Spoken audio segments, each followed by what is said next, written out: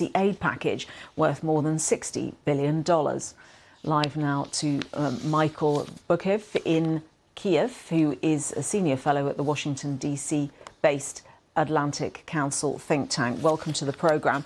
Why is it, do you think, that President Zelensky has cancelled this address?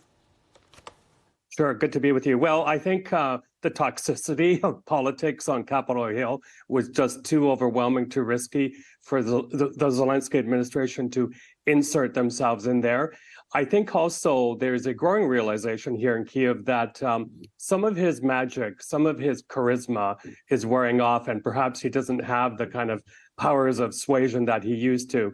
It's happening. It appears more and more that domestic politics is interfering with aid to Ukraine. In fact, in my home country of Canada, there's a Canada-Ukraine free trade agreement that has also been caught up in politics. So probably they're going to have to do these calculations more and more and just try and lobby in other ways to get this aid through. Do you think he's also concerned that the conflict in Gaza is also affecting the picture?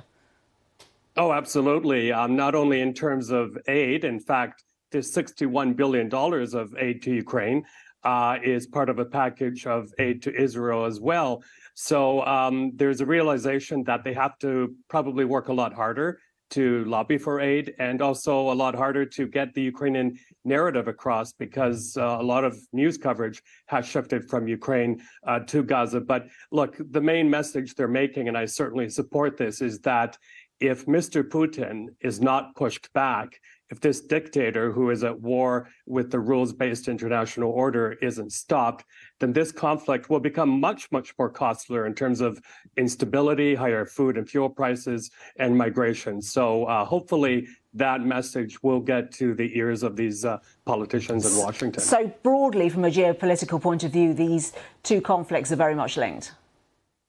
Oh, absolutely. And a big player in the background, of course, is Iran. In fact, overnight, Iran sent via Russia 41 very damaging drones to Ukraine on the 651st day of the war.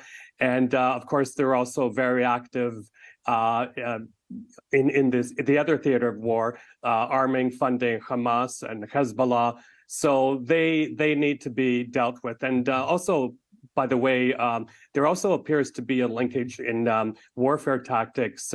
When I was in Israel recently, I spoke to analysts who said that Hamas probably studied warfare tactics here in Ukraine, especially the use of drones and dropping explosives very surgically, and adopted that in their own tactics. So very interesting. And sorry, one more quick thing.